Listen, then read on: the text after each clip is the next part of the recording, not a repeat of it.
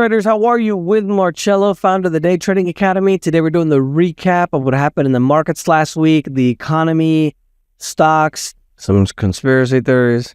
Warren Buffett's selling some stock. We have another big hurricane that's coming, and also some news on what's the best way to phrase this so they don't cancel my channel again. A drug that was used during the pandemic to avoid, to avoid the things in your arm was just canceled because they killed so many people. Let's go ahead and get started.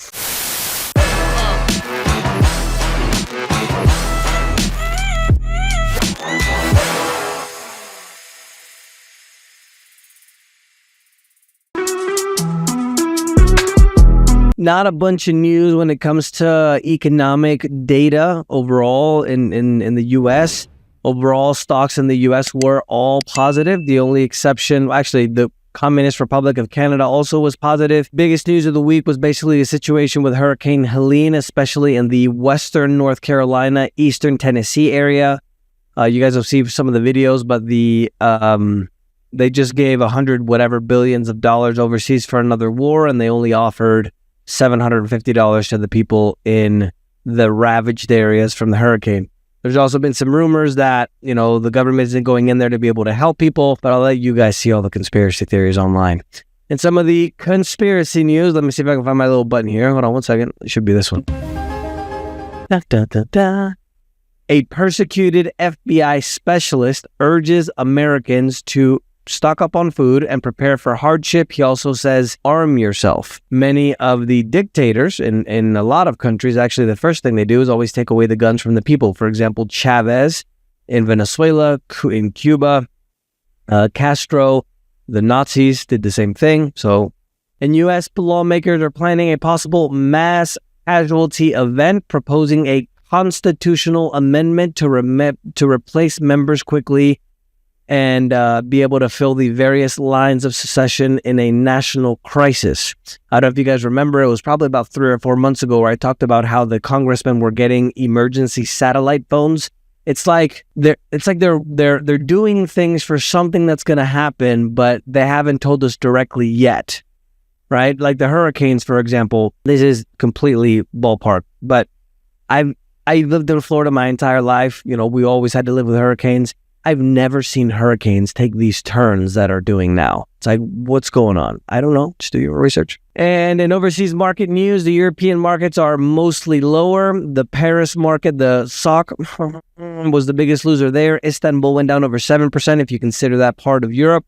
Latin American markets were mostly mixed. The Bovespa, which is the largest market in all of Latin America, went down by 0.71%. Africa and the Middle East, mostly mixed. Saudi Arabia was one of the positive ones there. And then in the far East, Asia, Australia, mixed markets overall. The Hong Kong Hang Seng was up over 10%. And the Shanghai market out of China as well is over 8%. Not a lot of news in the Bitcoin and crypto space. Overall for the week, crypto was lower, 5.68%. It's at 62,124. I took that number on Saturday morning. Remember, because of the volatility, it might be a little bit different when you guys see the video. In commodities and energy, global food prices are starting to come up again, unfortunately. I'm going to give you guys the Five Guys stories again. During the pandemic in 2020, we went to go get a hamburger at Five Guys. It was $20 for 2 people, 2 burgers, 2 fries, 2 drinks. I went back to the same Five Guys in 2023, not even 24, 23, and it was $20 just for me. Drink, fries, burger. I went back recently to a lower cost area, another state where the costs aren't as high, and it was $25 just for me. So now, unfortunately, over the last month, we've seen prices go up by the most in the last 18 months. If you like coffee, I have bad news for you as well. The Arabica bean, which is mostly from places like Brazil and Colombia, hit its highs of 2011 as in the coffee inflation is starting to soar as well. U.S. oil prices had their 3rd monthly loss in a row. This is due to the fact that they have rising supplies out of OPEC Plus and the situation with the economy in China, how if they're not doing well, they're not going to be able to import as much oil because remember, China is still the largest importer of oil in the world. It did fall over 7% for the month of September. Brent is falling the international about 9%. But for the week, because of the situation in the Middle East and the war there, they skyrocketed. U.S. oil was up almost 9% to 74.28, while Brent was up over 8% to 78.05. Now, the Middle East, we have a bit of a escalating situation there. I wouldn't be surprised if they're trying to start World War III so we don't have elections. Like the J.D. Vance meme.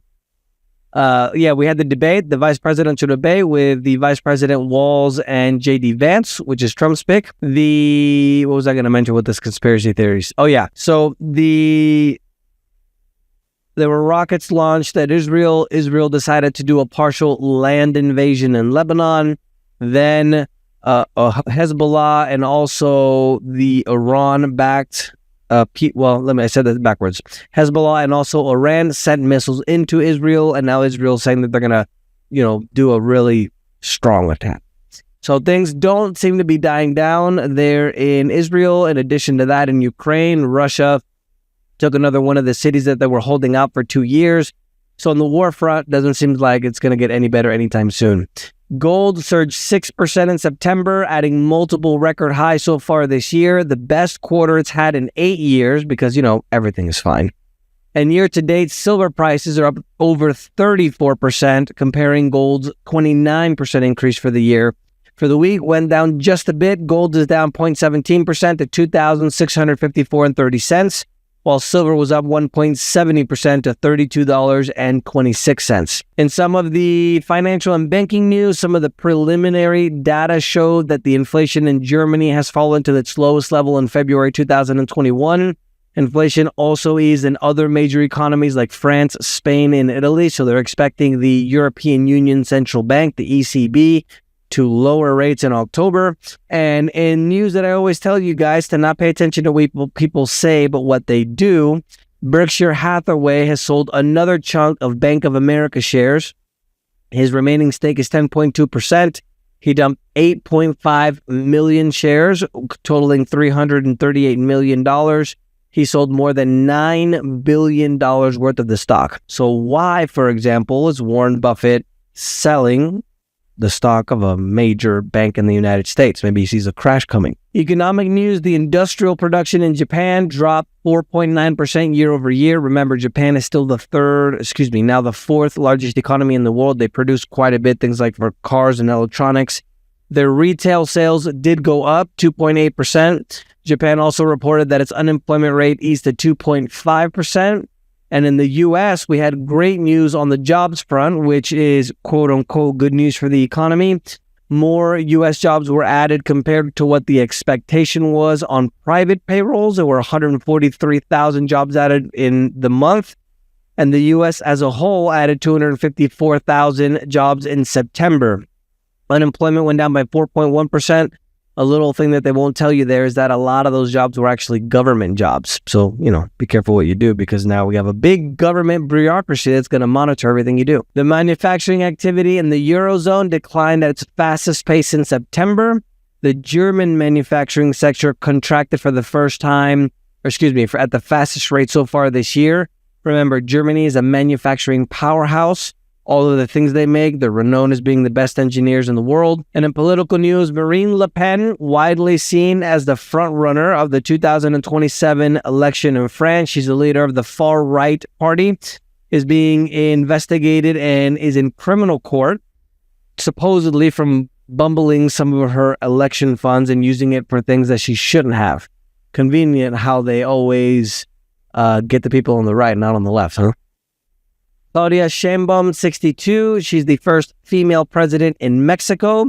She embraced the historic feat, but also there's a lot of opposition in regards to what the last president started, AMLO.